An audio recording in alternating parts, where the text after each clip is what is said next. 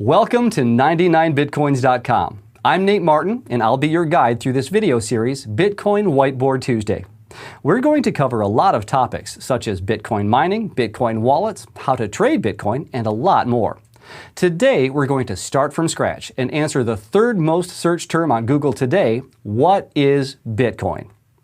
If you're worried that we're going to get too technical and use a lot of complicated words, don't. Here at 99 Bitcoins, we translate Bitcoin into plain English, so even if you have no technical background, you'll be able to understand everything. By the end of this course, you'll know more about Bitcoin and how it works than 99% of the population. So let's get started.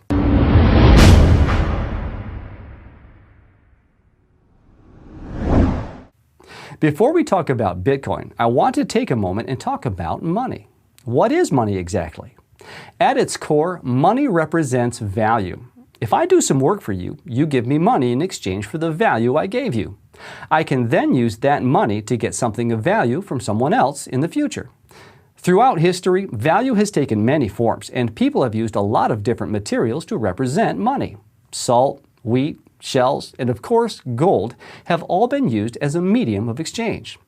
However, in order for something to represent value, people have to trust that it is indeed valuable and will stay valuable long enough for them to redeem that value in the future. Up until 100 years ago or so, we always trusted in something to represent money. However, something happened along the way, and we've changed our trust model from trusting something to trusting in someone. Let me explain.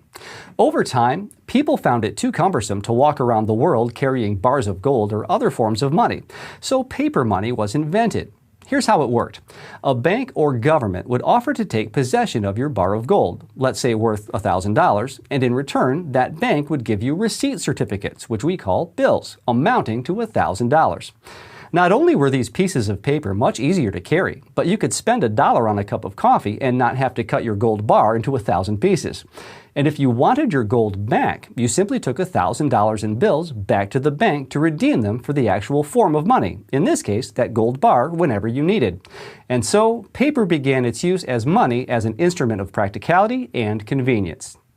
However, as time progressed and due to macroeconomic changes, this bond between the paper receipt and the gold it stands for was broken. Now, to explain the path that led us away from the gold standards is extremely complex, but suffice to say that governments told their people that the government itself would be liable for the value of that paper money. Basically, we all said, let's just forget about gold and trade paper instead. So, people continued to trade with receipts that are backed by nothing but the government's promise. And why did that continue to work? Well, because of trust. Even though there is no actual commodity backing paper money, people trusted the government, and that's how fiat money was created. Fiat is a Latin word that means by decree, meaning the dollars or euros or any other currency for that matter have value because the government orders it to. It's what's known as legal tender, coins or banknotes that must be accepted if offered as payment. So the value of today's money actually comes from a legal status given to it by a central authority, in this case, the government. And so the trust model has changed from trusting something to trusting someone, in this case, the government. Fiat money has two main drawbacks. One, it is centralized. You have a central authority that controls and issues it, in this case, the government or central bank. And two, it is not limited by quantity. The government or central bank can print as much as they want whenever needed and inflate the money supply on the market. The problem with printing money is that because you're flooding the market with more money, the value of each dollar drops, so your own money is worth less. When you see prices rising throughout the years, it's not necessarily that prices are rising as much as that the purchasing power of your money is dropping. You need more dollars to buy something that used to cost less. Once fiat money was in place, the move to digital money was pretty simple. We already have a central authority that issues money, so why not make money mostly digital and let that authority keep track of who owns what? Today, we mainly use credit cards, wire transfers, PayPal, and other forms of digital money. The amount of physical money in the world is almost negligible, and it's getting smaller with each year that passes. So if money today is digital, how does that even work? I mean, if I have a file that represents a dollar, what's to stop me from copying it a million times and having $1 million? This is called the double spend problem. The solution that banks use today is a centralized solution. They keep a ledger on their computer which keeps track of who owns what. Everyone has an account, and this ledger keeps a tally for each account. We all trust the bank, and the bank trusts their computer, and so the solution is centralized on this ledger in this computer. You may not know this, but there were many attempts to create alternative forms of digital currencies. However, none were successful in solving the double spend problem without a central authority. Whenever you give anyone control over the money supply, you're giving them enormous power, and this creates three major issues. The first issue is corruption. Power corrupts, and absolute power corrupts absolutely. When banks have a mandate to create money or value, they basically control the flow of value in the world, which gives them almost unlimited power. A small example of how power corrupts can be seen in the Wells Fargo scandal, where employees secretly created millions of unauthorized bank and credit card accounts in order to inflate the bank's revenue stream, without their customers knowing about it for years. The second issue of a centralized system is mismanagement. If the central authority's interest isn't aligned with the people it controls, there may be a case of mismanagement of the money. For example, printing a lot of money in order to save a certain bank or institution from collapsing, as what happened in 2008.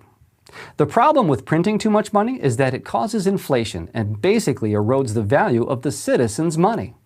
One extreme example for this is Venezuela, where the government has printed so much money and the value of it has dropped so much that people are no longer counting money but are weighing it instead. The last issue is control. You are basically giving away all control of your money to the government or bank. At any point in time, the government can decide to freeze your account and deny you access to your funds. Even if you use only cold hard cash, the government can cancel the legal status of your currency, as was done in India a few years back. This was the state of things until 2009. Creating an alternative to the current monetary system seemed like a lost cause, but then everything changed. In October of 2008, a document was published online by a guy calling himself Satoshi Nakamoto. The document, also called a white paper, suggested a way of creating a system for a decentralized currency called Bitcoin. This system claimed to create digital money that solves the double spend problem without the need for a central authority. At its core, Bitcoin is a transparent ledger without a central authority. But what does this confusing phrase even really mean? Well, let's compare Bitcoin to the bank. Since most money today is already digital, the bank basically manages its own ledger of balances and transactions. However, the bank's ledger is not transparent, and it's stored on the bank's main computer. You can't sneak a peek into the bank's ledger, and only the bank has complete control over it. Bitcoin, on the other hand, is a transparent ledger. At any point in time, I can sneak a peek into the ledger and see all of the transactions and balances that are taking place. The only thing you can't figure out is who owns these balances and who is behind each transaction. This means Bitcoin is pseudo-anonymous. Everything is open, transparent, and trackable, but you still can't tell who's sending what to whom. Let's explain this with an example. You can see on your screen certain rows from Bitcoin's ledger. We can see that a certain Bitcoin address sent 10,000 Bitcoins to another Bitcoin address in May of 2010. This specific transaction is the first purchase that was ever made with Bitcoin, and it was used to buy 2 pizzas by a guy named Laszlo. Laszlo published a post back in 2010 asking for someone to sell him 2 pizzas in exchange for 10,000 Bitcoins. Well, someone did, and now the price of these 2 pizzas is worth well over $100 million today. Bitcoin is also decentralized. There's no one computer that holds the ledger. With Bitcoin, every computer that participates in the system is also keeping a copy of the ledger, also known as the blockchain. So if you want to take down the system or hack the ledger, you'll have to take down thousands of computers which are keeping a copy and constantly updating it. Like most money today, Bitcoin is also digital. This means there's nothing physical that you can touch in Bitcoin. There are no actual coins. There are only rows of transactions and balances. When you own Bitcoin, it means that you own the right to access a specific Bitcoin address record in the ledger and send funds from it to a different address. So, what does all of this mean? Why is Bitcoin such big news? Well, for the first time since digital money came into existence, we now have an alternative to the current system. Bitcoin is a form of money that no government or bank can control. Think about the time before the internet, how centralized the flow of information was. Basically, if you wanted information, you could get it from a few major players like the New York Times, the Washington Post, and others like them. Today, thanks to the internet, information is decentralized and you can communicate and consume knowledge from around the world with the click of a button. Bitcoin is the internet of money, and it's offering a decentralized solution to money.